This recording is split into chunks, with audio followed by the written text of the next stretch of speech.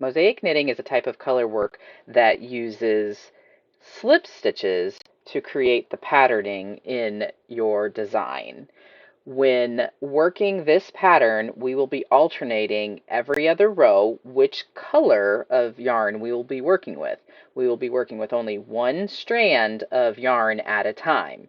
So in a row such as this, we will be working only the purple, and then on the way back, which is the wrong side row, we will also only be working the purple. When you see two rows of white stacked on top of each other, that means we worked across with the white, and then we worked back across with the white again. So what happens to the colors that you are not working? If you take a look at the chart, you will see that there is a column on the right-hand side of your chart. That column designates which yarn color will be worked that row, or which is the dominant one for that row. And that means if it's a white square, in this case, you will be knitting the white stitches on the right side and slipping the purple stitches. And then on the wrong side, you will be coming back, again, slipping the purple stitches and then purling the white stitches. When you slip your stitches in Mosaic, for this pattern, we are going to be slipping the yarn with the slipping the stitches with the yarn to the wrong side of the work. You can see the elongated stitches on the back side of the work. Right here, these white stitches mean that purple stitches were slipped and not worked because that was the dominant color in the round was the white stitches, and we wanted purple stitches to be stretched up over top of the white stitches. So if I put my finger right here and flip it over, if I hold it closer and focus in, you can see that that purple stitch is taller than the ones next to it. So we have a purple stitch here that's elongated, purple stitch here that's elongated, and then we have a white stitch here. We'll go this direction. We have two white stitches that are stacked on top of each other next to a purple stitch that's elongated. We can see purple floats here, which means the purple yarn was worked for those two rows and the white stitches were slipped. That is what creates the patterning of the mosaic, those slip stitches. There's a slip stitch. Shows up a little bit easier in the white on these. Again, another slip stitch. How do we do it? Let's get started. Let's take a look at our chart. On the right-hand side, you will see this column of squares that are alternating colors. This column represents the color of yarn that you will work for that row. Right here in row 1, we will be working the white. Then look over here at the chart, and you will see a series of white squares, then blue squares, white squares, blue.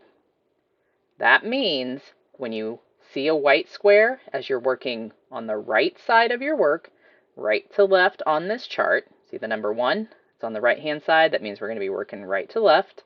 You will knit any white square you come to. That means here we have 1, 2, 3, 4, 5, 6 white squares that will be worked as a knit stitch. So knit 6. Next, these 2 blue squares represent the color in that row that is not worked. That means they are slipped.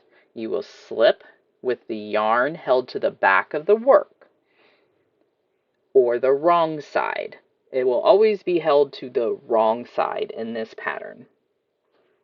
That means next, slip these 2 blue stitches with the white yarn held to the back. Move on to the next 3 white stitches. That is the dominant color of this row. You will knit 1, 2, 3 stitches. Finishing the chart, you will have a blue square, so you will slip that with the white yarn held to the back. With the number 2 being on the left-hand side of this column, in mosaic knitting, when we work the wrong side row, we will be doing the exact same thing going back across. In this pattern, on the wrong side, you will be purling these white stitches. When we turn and we're working back, we will slip this blue stitch with the yarn held to the wrong side. We will then purl 3 stitches. We will then slip with the yarn held to the wrong side 2 stitches, which you will notice are also they're not white. They were the ones that we skipped the last time. So when you see a slip stitch, you will slip it. So on the wrong side, you're basically keeping it in pattern. If you see a slip, you slip it. If you see a knit in this pattern, you will purl it. In some patterns, you will knit. This is a stockinette mosaic. We will purl on the wrong side, knit on the right side. So we have 2 slip stitches, and then we'll finish out our chart by purling 6 stitches to get back to the beginning. The next row, number 3 and also number 4, are going to be worked using the other yarn. We will be calling it blue. So we will pick up that blue yarn, we will drop the white yarn, and let's work across with this very first stitch needing to be slipped because it is not the same color as what this color is showing. So we will slip 1, knit 1, slip 1, knit 2, slip 1, knit 6. Coming back, we will purl those 6 stitches, slip 1, purl 2, slip 1, purl 1, slip 1. Back to the beginning. Change color of yarn, work our way across, doing what the chart is telling us to do. Knitting stitches, slipping. Knitting stitches, slipping. Number 6 over here says go back and do what you are seeing. We will be slipping, purling, slip, purl. So you see how that progresses through this pattern. We will be changing colors every other row. So each square and each row represents 2 rows. Why do we not show the row coming back in our chart? Why do we put a number 2 over here instead of having another row to follow? Because it would be the exact same thing and you would just see it all stacked up. Sometimes in charts, these squares that are slipped will have a slip stitch symbol in them. Not always, but they will occasionally have that. So that is something to pay attention to depending on the pattern you were working on. Sometimes you will combine knitting and purling in a chart, and then you will always need to look at the legend that is included in your pattern to know exactly what your mosaic chart is doing. This is a very basic one for a very basic pattern that we are just doing knits on one side, purls on the other side. And if you look at the legend in the pattern, it tells you that is what they mean. First thing I want to talk about is how to carry up the yarn. When we finish that wrong side row, we will just drop that yarn and it will naturally, because we're knitting, it'll be at the back of our work. When we turn to begin working the next right side row, the white yarn is hanging out down below. We will take it to the back underneath this red yarn. We're not going to wrap it around. That's not what we're doing in this case. Some patterns will have you do that, but in this pattern, the edge I am going for is taking it just cleanly underneath to the back. The red yarn will continue to hang to the front of our work. And then once I am ready to knit with the white yarn, that one's going to be out of my way. And I can begin knitting with my white yarn. And that creates this, get all the cables and yarn out of the way. Creates this nice, smooth, even, pleasant looking edge. Now let's get knitting and slipping. On our chart, the first 6 stitches of row 1 are knit. So knit, 2, 3, 4, 5, 6. After we have worked those first 6 white stitches in our row, we will now slip as if to purl the next 2 stitches. Slipping as if to purl means inserting the right needle from right to left into your stitch. When you knit, we go left to right and push it back. When we purl, we go right to left and simply transfer the stitch. No twisting. We do not want to twist our stitch. We have slipped 2 stitches. We will now knit the next 1, 2, 3 stitches.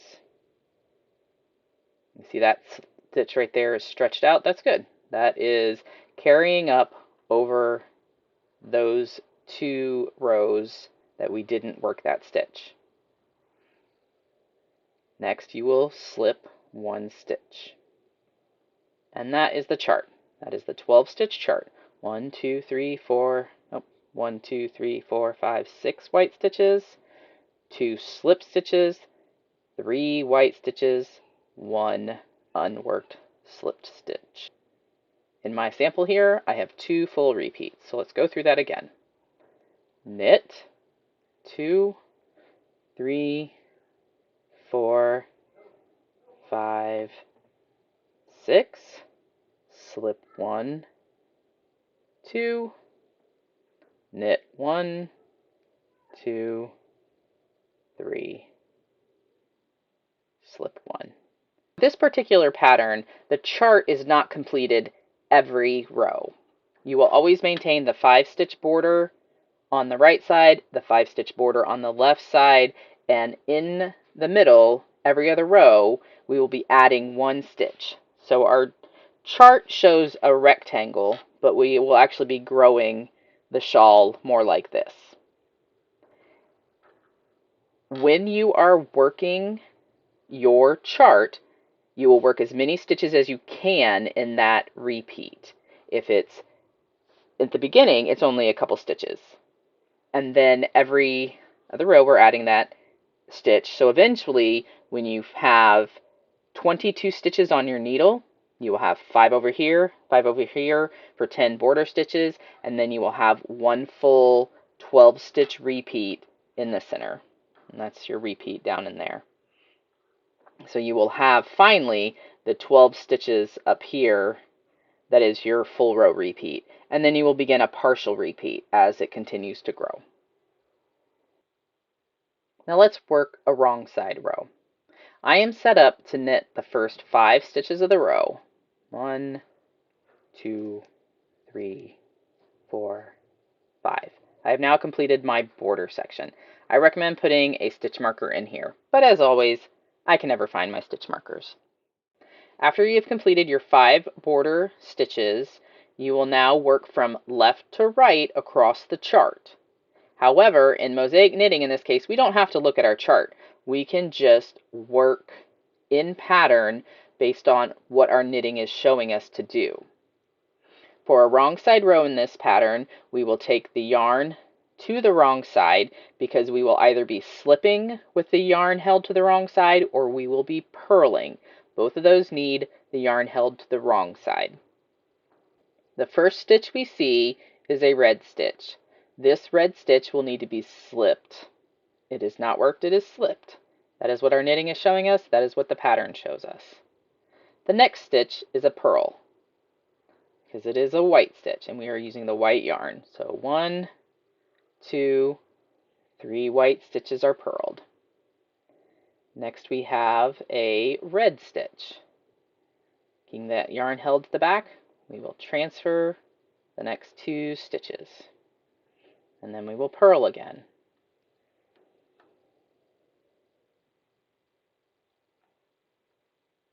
Four, 5, 6. So those 6 white stitches correspond with the 6 white boxes on our chart. Now let's work with the repeat again. Slip 1, purl 1, 2, 3. Slip 2, Purl 1, 2, 3, 4, 5, 6. We are back to the beginning of our chart, and we have our 5 border stitches. Knit 1, 2, 3, 4, and 5. Drop our yarn, turn our work. We will take the red yarn to the back under the tip of the needle and under the white yarn so it is not twisted or wrapped around. And we can now proceed to work row 3. Let's take a look at how our shawl pattern will begin. The first 5 rows of the pattern create this small little triangle at the beginning. After that, the next series of rows is worked twice, and we'll create a little garter section with alternating colors. Remember, every other row you will alternate colors through this whole pattern. Following that, this section of rows will be worked twice again, and they will begin the stockinette section that will happen in the middle of the border edges.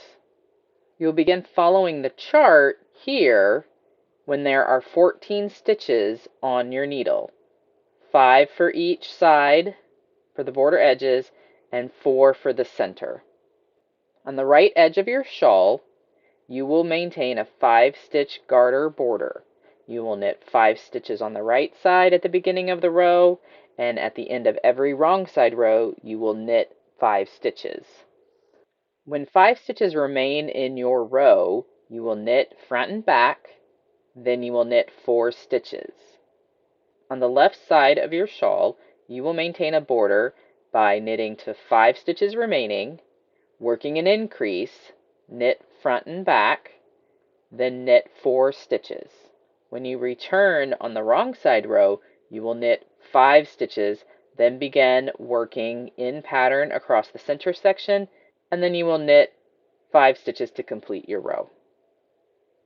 You can see here that we are not working the complete chart that you can see down here. You will not see a full repeat of the chart till up in this section when you have increased enough to have 22 stitches total.